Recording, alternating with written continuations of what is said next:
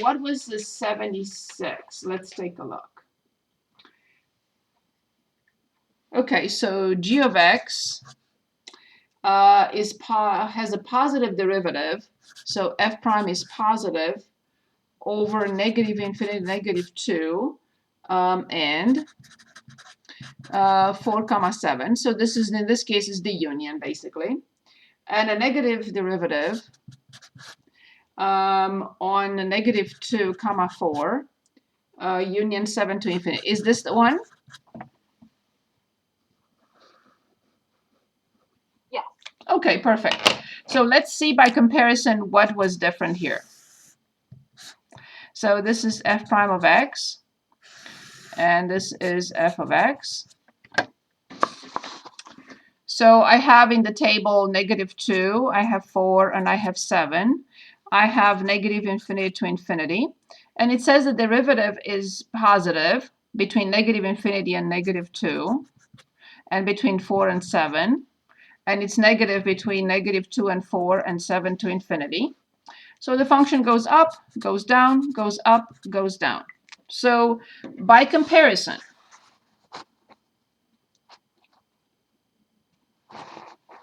was this really like several steps higher than this? I think just the fact that we had to, so instead of like negative infinity to 3, so that was just one number compared to then having to take the next steps with it being. But you understand that once we know how to do this, we can have any number of numbers here. I mean, I can have like 10 different numbers and I will be able to fill this table in with just negative and positive. So, but please continue showing me the differences, because this is very important to me to understand what could go wrong. Because see, I assumed that once we understand this, we can put any number of numbers here and this will not be a problem. I didn't think that if I don't have another 0 here and show 2 different things, this would not be possible. But that's me. I just didn't think. So that's my fault. So we're asked to graph. So between negative 2, so this is negative 2 somewhere, 1, 2, 3, 4, and then I continue 5, 6, 7. So the function has to increase. So anywhere here, it doesn't matter where. And then will decrease. So up to a maximum, because obviously this will be a local max or relative max. This will be a relative min, and this will be a relative max. So it will reach a maximum at negative 2. It will reach a minimum at positive 4. It will reach a maximum at 7, and it will continue to negative infinity.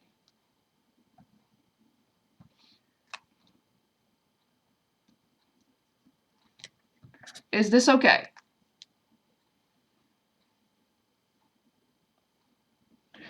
Anything else? Other questions? So again, please, moving forward, always let's compare, because we learn a lot from comparing. Just a simple exercise of comparing is really helping our understanding. Okay, very good. Anything else? If you remember, I did not get the chance to finish this. So I did not get the chance to show you the study of the second derivative. I did not even calculate it. I only have the first derivative, which is this. And I don't have the second derivative, and I don't have the sign of the second derivative. I don't know whether the second derivative is 0 or undefined. I don't have the inflection point. Can I continue from here?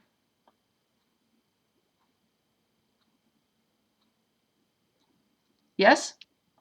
So let's finish this one up, and I'm going to just scan this again with the lecture from today. So the first derivative was negative 8 x squared minus 1 over x squared plus 1 squared. So let's differentiate. Remember, this is a constant, leave it alone. Which rule are we going to apply? Yes. So the denominator is the easy part. What is the power of the denominator? Very good. Okay, and now let's see how we write the numerator. So first we have to differentiate the numerator. Anyone, what do we get?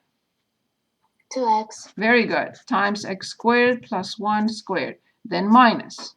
I copy the top, but now I have to differentiate this. How do I differentiate the denominator?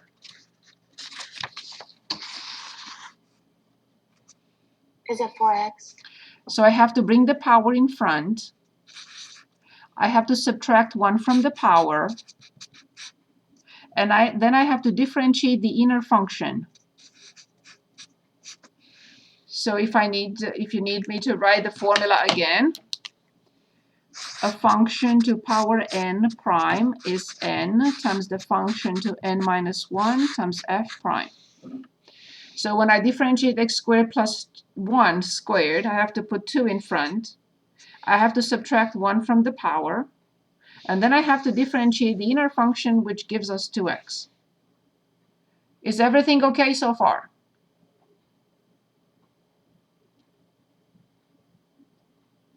Now I will continue, make a little circle here and continue on the next page. Do not try to distribute. We have to factor. We have to factor to simplify.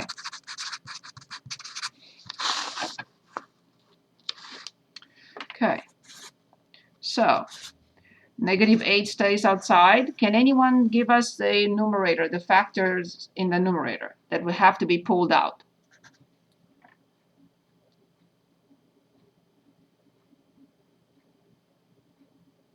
(2x) times the quantity x squared plus 1. Very good. So 2x is present in both, and this quantity is present in both. Yes. Thank you very much. So x squared plus 1. The denominator is still x squared plus 1 to the 4th power. Let's see what is left from this quantity, from this first term. 2x is out. One of these two is out. So what will be left inside?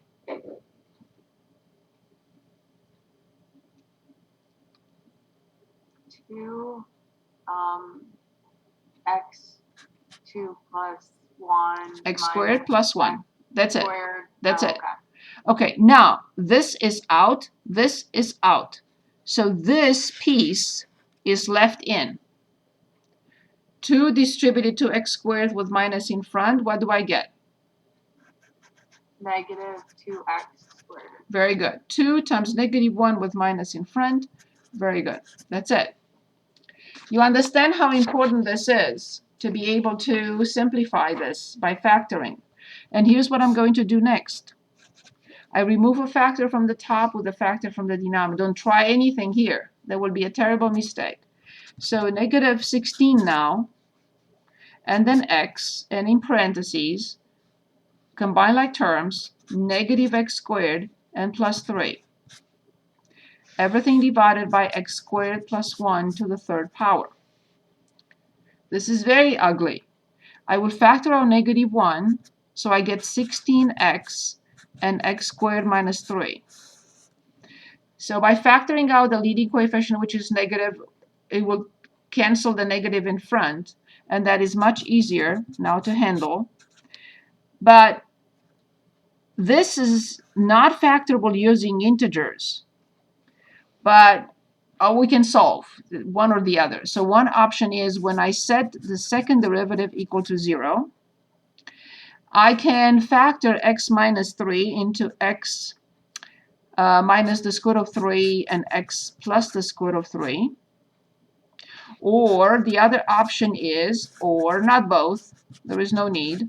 Then you will say, okay, I know, and also there is another solution, which is x equals 0. From here you will say 16x, there is no need for 16, but anyway. And you will get 3 solutions. X equals 0, and the other one will come from, the other two will come from x squared minus 3 equals 0. You move 3 to the other side, and you have to take the square root. Remember, if you forget to put plus or minus in front, you're not solving correctly. So that's why we get 2 solutions. So a total of 3. So the second derivative is 0 when x is 0, or when x is plus or minus -3.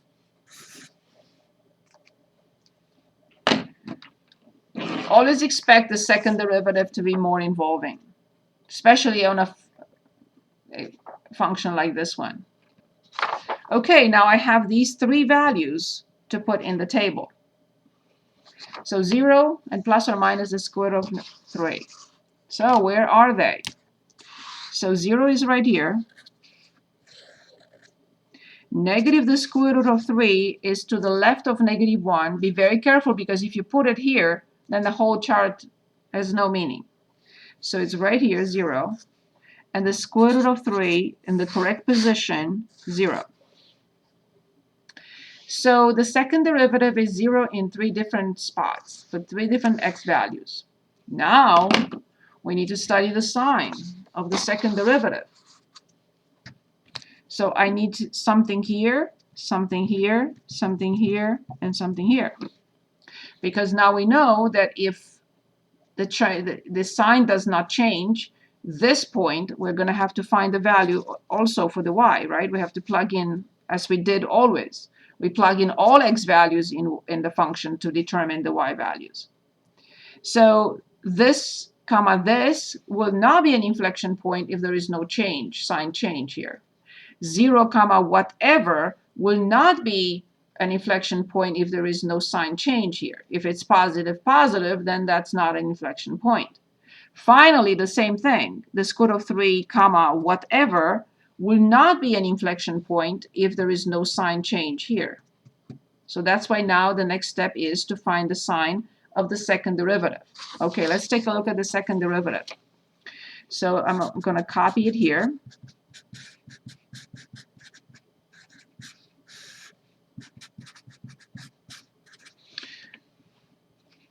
And I'm going to ask a question. From everything you see here, which quantity or quantities are always positive so I don't have to worry about them? The denominator is always going to be positive. That's it. I'm not going to waste my time with the denominator.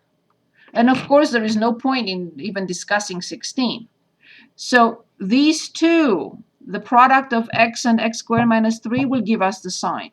Don't waste your time with these. So coming back, I'm going to plug in like -10 to see the sign to the left of this. I'm going to plug in -1 to see the sign of this. I'm going to plug in 1 to see the sign here. And I'm going to plug in 10 to see the sign here in the second derivative. So with -10, this will be negative, but this will be positive because it's 100 minus 3. So I know that the sign right here is negative. I'm going to plug in -1. Well, with -1, this is still negative, but this will become 1 minus 3. So right now, this is negative. So negative times negative, this will be positive. Let's see what happens when I plug in 1. This is negative and this is positive. Okay, so it changes to negative. And if I plug in 10, this is positive, done. So all these are inflection points. This, I have to find it here. I didn't find the y value yet. This is an inflection point, and this is an inflection point. The second derivative is negative. Remember, the function is concave down. Second derivative is positive, concave up. We say it does not hold water, it holds water. It does not, it does. So it will look this way, it will look this way, it will look this way, and this way. Now I want to plug in the negative the square root of 3 and the square root of 3 and 0 in the original function. Okay, not a big deal because when I plug in 0, I get 0. So 1 point of inflection is 0, 0. Now let's see what happens when I plug in negative the square root of 3. The denominator in both cases becomes 4, right? 8 divided by 4 is 2. So this will be 2 the square, -2 the square root of 3, and this will become 2 the square root of 3. So now I can identify again. Negative the square root of 3, comma, negative 2 the square root of 3, 0, comma, 0, the square root of 3, comma, 2 the square root of 3, all are inflection points. The second derivative is 0, and it changes sign at those points. Now, negative 1, comma, negative 4 is a relative minimum or local minimum, same thing, because the first derivative changes sign this way. And 1 comma 4 is a relative max because the first derivative is positive and then negative. So this is extremely important to understand because based on this, we're going to graph. Okay, so I'm going to keep this as the second page. Second page or first page? First page, I guess.